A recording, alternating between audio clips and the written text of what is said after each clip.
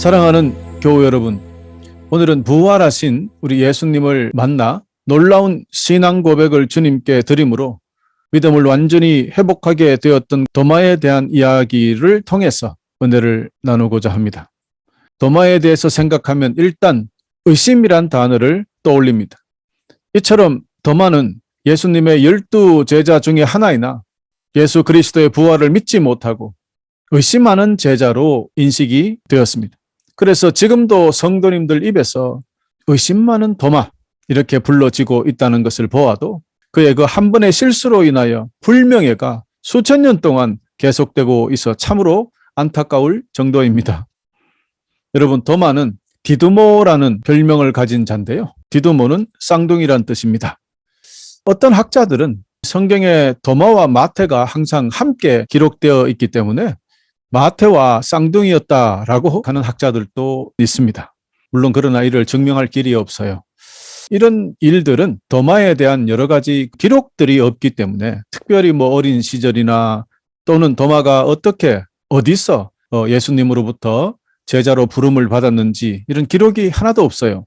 그래서 요한복음 21장에 보면 베드로와 다른 사람과 낚시를 갔다라는 구절을 통해서 도마도 어부였을 것이다 추정할 뿐입니다. 또한 도마는 성경에 단지 12구절 기록이 있습니다. 그중에서 마태, 마가, 누가, 공관복음의 도마의 이름은 단 3번밖에 기록이 되지 않고요. 요한복음에 한 8구절 정도 비교적 좀 많은 부분이 도마에 대해서 기록하고 있는데요. 그를 아주 좀 독특한 사람으로 기록하고 있다는 것이 전부입니다. 그래서 도마를 알기 위해서는 요한복음에 있는 기록을 가지고 분석해야 하기 때문에 요한의 관점이 많이 반영되어 있다는 그런 약점이 있기는 합니다. 그러나 오늘 우리도 요한복음을 중심으로 도마를 알아볼 수밖에 없다는 점 이해해 주시길 바라요. 여러분, 도마는 우리 주님의 부활을 의심했던 것은 확실합니다. 그러나 어떤 목적이 있다, 의심을 했던 이유가 있다라는 것을 여러분에게 말씀 먼저 드리고 싶습니다. 도마가 주님의 부활을 의심했는 것은 분명하지만 그러나 그의 의심은 주님의 부활에 대한 진실을 알고 싶어 했던 것입니다. 그는 자신이 하고 있는 의심이 무엇인지 완전히 드러냈고 그리고 완전한 해답을 얻기를 원했던 것입니다. 다른 제자들처럼 그 의심을 숨기지 않았다는 것이 저는 마음에 들어요. 물론 우리가 이렇게 말하는 이유는 도마가 부활하신 주님을 직접 만난 후에 즉 믿을 수 있는 확실한 이유 혹은 그 증거를 가졌을 때 그는 기꺼이 믿었다는 것입니다. 그러므로 도마의 의심은 그 삶의 방식이 아니라 진실을 향한 반응이라고 말할 수 있는 것입니다. 여러분, 저는 이런 이유로 도마는 우리가 생각했던 것보다도 훨씬 긍정적이고 훌륭한 제자의 자질을 가진 사람이 아니었나 한번 알아보고자 하는 것입니다. 여러분, 성경을 통해서 그럼 몇 가지 예를 찾아봅시다. 첫째로 요한복음 11장에 보면요, 우리 주 예수께서 죽은 나사로를 살리신 이야기가 기록되어 있습니다. 나사로가 병들었는데 그 소식을 듣고 주님은 곧장 나사로에게 가시지 않고 이틀을 더 기다리셨다가 갑자기 제자들에게 유대로 가자 하셨습니다. 이는 나사로가 완전히 죽어 무덤에 장사될 때까지를 기다리신 거죠. 하여간 이때 제자들은 유대인들이 예수님을 돌로 쳐서 죽이려고 한다는 것을 알았기 때문에 주님이 유대 땅으로 다시 돌아가는 것을 강력하게 반대했습니다.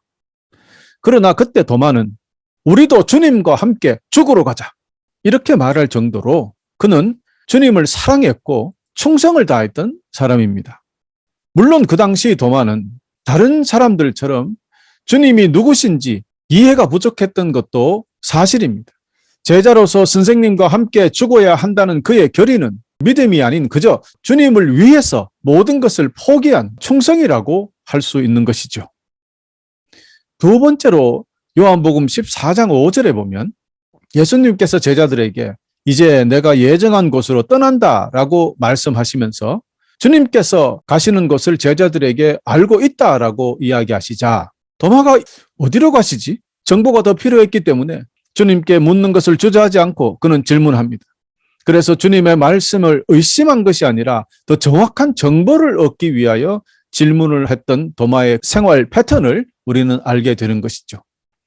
또 요한복음 20장에 보면 안식구 첫날 저녁 때 예수님의 제자들이 모여 있는 곳에 주님께서 오셔서 성령 받으라 하시면서 평강을 전해 주셨을 때 하필 도마가 그곳에 없었어요. 사랑하는 주님의 죽으심은 분명히 악몽의 순간이 되었을 것이에요. 그래서 그는 크게 낙심했을 것이고 그 상황 때문에 누구와도 함께 하고 싶지 않았을 것입니다. 그래서 그는 부활의 날 혼자 어느 장소에서 완전히 풀이 주고 있었을 것입니다. 교우 여러분, 하여간 우리 모두는 도마처럼 주님을 만날 기회를 놓쳐서는 안 될 것입니다. 성도들과 함께 우리 주님을 만나는 것, 주님께 예배드리는 것이 가장 큰 기쁨이고 축복이 된다는 사실을 여러분 영원히 잊지 않으시기를 간절히 축원합니다. 그런데 많은 사람들은 저마다 수많은 이유를 가지고 예배에 참석하지 않습니다. 그럴듯한 이유를 대지만 진짜 이유는 따로 있습니다. 사실 모든 이유는 결석한 진짜 이유를 덮기 위한 위장술에 불과한 가짜 이유인 것입니다. 사람들이 예배에 결석하는 진짜 이유는 그저 오기 싫은 것이에요, 사실은. 그리고 예수님이 우리 삶의 제일 중요한 분이 아니시기 때문입니다. 더 중요한 것이 있기 때문입니다. 찬양으로는 주 예수보다 귀한 것은 없네 부르지만 우리 삶에 더 중요한 것이 너무나 많습니다. 혹은 교회나 교우들을 좋아하지 않기 때문입니다. 나 그 사람 보기 싫어, 안 갈래. 또는 그 사람들의 마음이 성전에서 예배드리는 데 있지 않기 때문입니다. 즉 그 마음이 세상을 향하고 있다는 뜻이 되는 것입니다. 그래서 사도 바울은 히브리서 10장 25절에 다음과 같이 경고하고 있었던 것입니다. 어떤 사람들이 하는 것처럼 교회의 모임에 빠져서는 안 됩니다. 그날이 가까이 다가오는 것을 볼수록 함께 만나며 서로를 격려해야 할 것입니다. 여러분, 그렇습니다. 예배에 참석하는 것은 선택이 아닙니다. 예배 드림은 우리 주님의 명령이기 때문입니다. 또 한 번 지나간 예배 시간은 다시 돌아오지 않기 때문입니다. 여러분이 결석했던 예배에 가장 큰 은혜가 있었다면 여러분 어떻게 하시겠습니까? 그 은혜를 받지 못하는 결과가 되는 것이 아니겠습니까? 바로 그 예배가 여러분에게 가장 필요했고 중요했던 예배라면 어떻게 하시겠습니까? 물론 우리가 요즘은 녹화를 하고 여러 가지 방법으로 재방송을 볼 수 있다 하지만 실제 드리는 예배의 그 성령의 인도하심을 그대로 받을 수가 있을까요? 저는 그렇지 않다고 생각해요. 우리의 영이 하나가 되어서 드리는 예배에 성령께서 우리와 함께 하시기 때문에 그 기쁨과 감격은 재방송으로 유튜브로 느낄 수 있는 것은 아니올시다. 이것은 물론 하나의 방편은 될 수가 있겠지요. 그러나 여러분, 예배를 소홀히 해서는 안 된다는 것 여러분에게 꼭 말씀드리고자 합니다. 셋째로, 우리가 주님의 이름으로 모일 때 우리 주님께서는 분명히 특별한 것을 준비해 주시고 선물해 주시기 때문입니다. 예배에 결석하면 안 되는 네 번째 이유는 우리가 교회에서 부활하신 주님을 믿음으로 선포하며 주님께 예배 드릴 때 우리 심령과 삶에 큰 변화가 있기 때문입니다. 그래서 하나님의 놀라운 보호하심이 있기 때문입니다. 이로 인하여 주님 안에서 우리의 믿음이 더욱 견고해지고 기쁨이 넘쳐나기 때문에 예배를 드리는 것은 귀하고 중요한 일이올시다. 사랑하는 교회 여러분, 모두 이를 꼭 기억하시고 거룩한 예배 모임에 성도들과 함께 참여하시는 여러분 되시기를 간절히 축원합니다. 도마가 다른 제자들이 부활하신 주님을 만났다고 할 때 내가 그의 손에 못자국을 보며 내 손가락으로 그 못자국에 넣으며 내 손을 그 옆구리에 넣어보지 않고는 믿지 않겠노라. 주님을 만나지 못해서 그랬던 것 아니겠습니까? 여러분, 그렇습니다. 도마가 주님의 부활을 믿지 못했던 이유도 바로 여기에 있었던 것입니다. 부활을 경험하지 못했기, 그러니 부활을 믿지 못하는 거죠. 주님의 처참한 죽음을 너무나 확실하게 믿었기 때문에 주님의 부활을 믿지 못하게 된 것이고요. 또 세 번째 이유로는 사람이 다시 살아난다는 것은 그 당시 이방인들이 말하는 것처럼 그냥 귀신이나 혹은 마술사의 연출을 하는 것처럼 가짜다, 허상이다라고 믿었을 수도 있고요. 오직 영으로만 부활한다는 그리스 철학을 믿었을 수도 있습니다. 또는 사두개인처럼요, 부활이 없다고 그런 교리를 믿었기 때문일 수도 있을 것입니다. 여러분, 어느 이유든지 간에 도마가 내가 주님의 손에 못자국을 보고 내 손가락을 그 못자국에 집어넣어 보고 내 손을 그의 옆구리에 집어넣어 보지 않고는 믿지 않겠노라 한 그 이유가 여러분 정말 너무 나쁘게만 생각하지 마시고 그의 확인하고자 하는 그 정신, 그 의문을 가진 그런 사람의 행동이라고 판단해 주시면 좋겠습니다. 그렇습니다. 결국 도마가 말하는 요지는 경험할 수 없는 것은 믿을 수 없다. 이 경험주의론자라고 할 수 있는 거죠. 그래서 저는 이를 단순히 의심이라고 정의하는 그런 해석은 좀 잘못됐다고 생각을 합니다. 여러분 보세요. 도마가 거룩한 모임에 참석하지 못해서 부활하신 주님을 만나지 못했죠. 그러니 믿음이 생기지 못했던 것 아니겠습니까? 그래서 다른 제자들이 부활의 증거에도 불구하고 도마는 믿을 수 없었던 것이죠. 사랑하는 교회 여러분, 사실 우리 사람들 모두 그렇습니다. 경험한 것, 또 직접 눈으로 본 것은 믿을 수 있죠. 아니, 쉽게 믿죠. 그러나 그렇지 않은 것은 누가 아무리 이야기해도 믿지 않고 듣지도 않고 요즘은 특별히 자기가 믿는 것 외에는 어떤 것도 인정하지 않으려는 확정 편향에 사로잡힌 사람들이 너무 많잖아요. 그렇다고 생각해 보면 우리 모두가 도마와 같은 삶을 지금 살고 있다 해도 과언이 아닐 것입니다. 보지 못한 것을 결코 믿지 못하는 그런 사람들, 바로 도마입니다. 그러나 교회 여러분, 주님의 부활 일주일 후에 이번에는 도마를 포함한 모든 제자들이 함께 있었을 때 주님께서 다시 그들 앞에 나타나셨습니다. 여러분, 이번에는 도마의 행동에 주의해 보십시오. 제자들에게 다시 나타나신 주님께서는 도마가 일주일 전에 믿지 못하여도 했던 그 말 그대로 도마에게 말씀하십니다. 너 손가락을 여기에 찔러 보아라. 내 손을 봐. 내 손을 내밀어서 나의 옆구리에 한번 넣어봐. 그리고 믿지 않는 자가 되지 말고 믿는 자가 되라. 당신의 부활을 믿지 않은 도마에게 우리 주님께서는 경험을 통해 믿음을 가지기를 원한다 해도 나는 이해할 수 있다.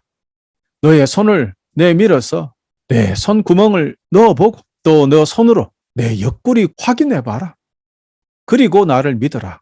이런 말씀을 하시면서 도마가 가진 그 경험적 신앙에 맞추어 주신 겁니다. 주님은 도마의 성향을 잘 알고 계셨을 것입니다. 그래서 믿음만 갖게 된다면 모든 것을 확인하고 믿는 그런 방법도 괜찮다. 그렇게 말씀하신 것이라고 생각해 주면 좋겠습니다. 그 모든 사람들이 동일한 그 믿음을 가지는 것은 아니거든요. 어떤 사람은 성령님의 신비한 체험을 해야지만 믿는 사람이 있고요. 또 어떤 사람은 그냥 공부만 해서도 누구에게 들은 것만 해도 하나님을 체험하는 사람들이 있고요. 이렇게 다 다릅니다. 그렇다고 해서 신비한 체험을 해야지만 믿겠다고 하는 사람을 무시해서는 안 되고요. 너는 체험도 없이 그냥 믿느냐라고 또 무시해서도 안 된다는 뜻이 되겠습니다. 주님께서도 꾸중하지 아니하시고 그래 경험을 통해서 나를 믿어도 돼라고 사랑으로 그를 이끌어 주셨다는 사실 우리는 기억해야 하겠습니다. 그렇습니다. 이 주님의 말씀의 핵심은 결국 어떤 방법이든지 간에 주님의 부활을 믿는 자가 되라는 그런 권면이 아니겠습니까? 또한 여러분 우리가 여기서 잊어서는 안 될 것이 있는데요. 우리는 불신과 의심이 다르다는 것을 오늘 말씀드리고자 합니다. 여러분 의심은요. 사고하고 이해하고 하는 이런 지적 능력에서 오는 것입니다. 이는 우리가 어떤 것을 믿으려고 원해도 자꾸 질문이 생기는 그런 것을 의심이라고 합니다. 이것은 이해하고 사고하고 분석하는 어떤 지적 능력이 없으면 의심도 일어나지 않습니다. 그러나 불신은 마음에서 오는 겁니다. 불신은 눈으로 보든 아니든 무조건 믿지 않으려면 믿지 않는 그것을 불신이라 그래요. 아무리 증거를 갖다 내놔 봐도 다르게 해석해 버리는데요. 여러분 요즘 한국의 정치판을 보면은 이쪽 저쪽 나누어서 서로가 서로를 불신하는 거 보이잖아요. 이것이 바로 불신입니다. 이쪽에서 아무리 증거를 내놔도 이쪽에서 안 믿어요. 이쪽에서 아무리 이렇다고 이야기해도 저쪽에서 안 믿어요. 여러분 이거는 의심이 아니고 불신입니다. 그래서 의심보다 불신이 나쁘다라는 것을 오늘 여러분에게 꼭 말씀드리고자 합니다. 그러므로 도마는 나름대로 이유 있는 의심이지 불신은 아니었다. 그 증거가 부활하신 주님께서 그들에게 나타나셨을 때 도마를 포함해서 있을 때요. 도마야, 나를 만져보라 하셨잖아요. 그랬을 때 도마가 예수님 잘 됐네요. 한번 옆구리 한번 그 옷 걷어보시죠. 옆구리 손 한번 넣어볼게요. 안 했어요. 확인하지 않았습니다. 주님께서 나타나시자 그저 주님을 믿어버렸습니다. 주님께서 부활하셨구나 믿어버렸어요. 그리고 도마는 위대한 고백을 하게 됩니다. 나의 주님, 나의 하나님. 도마는 이렇게 성경에서 이 세상에서 가장 위대한 고백을 주님께 올렸습니다. 이는 주님은 그리스도시요 살아계신 하나님의 아들이십니다. 고백했던 베드로의 고백보다 훨씬 더 수준을 높인 인간으로서 하나님께 드릴 수 있는 최고의 경배요 최고의 신앙 고백을 우리 주님께 드렸던 것입니다. 그렇습니다. 도마의 고백은 우리 주 예수님은 그리스도를 넘어서 하나님의 아들을 넘어서 그분이 곧 하나님이 되신다는 엄청난 진리를 선포했던 것입니다. 여러분, 예수님은 우리의 주님이시고 우리의 하나님이 되신다는 이 놀라운 고백은 우리 주님은 완전한 사람이시고 또한 완전한 하나님이 되신다는 교리가 만들어지게 되는 것이고요. 이를 통해서 나아가서 삼위일체의 교리까지 발전하게 되어 결국에는 기독교의 가장 근본되는 교리가 되었던 것입니다. 이렇게 여러분 부활의 주님을 만난 도마의 믿음은 완전히 발전합니다. 그는 부활의 주님을 만남으로 말미암아 그가 가지고 있던 현실주의적인 차가운 이성의 신앙이 깨어지고 완전히 새롭게 변화되었던 것입니다. 할렐루야. 그렇습니다. 믿음은 이렇게 도약하는 것이고 발전하는 것입니다. 주님을 제대로 인격적으로 만나기만 하면 그 누구나 주님을 경험하기만 하면 완전한 신앙을 가지게 된다는 것입니다. 여러분 모두 이런 도마와 같은 그런 믿음이 오늘부터 여러분 삶에 있기를 간절히 축원합니다. 할렐루야. 그렇습니다. 부활하신 우리 주 예수 그리스도는 우리의 주님이시며 우리의 하나님이십니다. 우리 각자는 이에 대한 확고한 신앙 고백으로 교회의 일원이 되어야 합니다. 이처럼 분명한 신앙 고백이 없이는 하나님의 백성이 되는 것은 불가능합니다. 할렐루야. 교회 여러분, 오순절 성령 강림 이후부터 도마의 기록은 성경에 나오지는 않습니다. 믿음을 회복한 도마는 그 후부터 다시는 의심하지 않았을 것이라고 저는 굳게 믿습니다. 도마는 특히 인도에 가서 복음을 전하다가 예수님처럼 옆구리에 창에 찔려 순교하게 되지요. 도마의 전도를 받은 인도의 공주가 가야국 김수로 왕과 결혼하게 되는데요.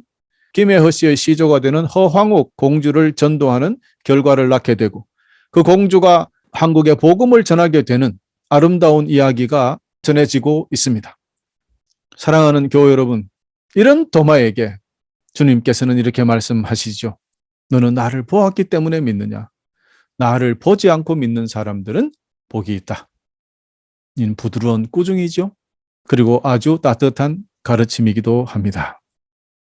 이는 믿는 모든 사람들에게 중요한 의미가 되는 말씀이기도 한데요.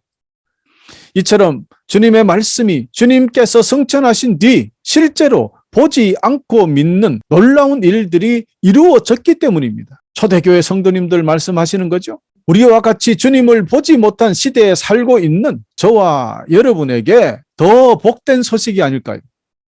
주님을 보지 않고 믿는 여러분 크게 축복합니다. 여러분은 이미 복이 있는 사람이죠. 할렐루야. 믿습니까? 아멘. 그러나 여러분 오늘 이 자리에 혹은 이 말씀을 듣고 계시는 분들 중에 아직도 도마와 같이 주님을 믿지 못하고 있는 분이 있을 줄 압니다.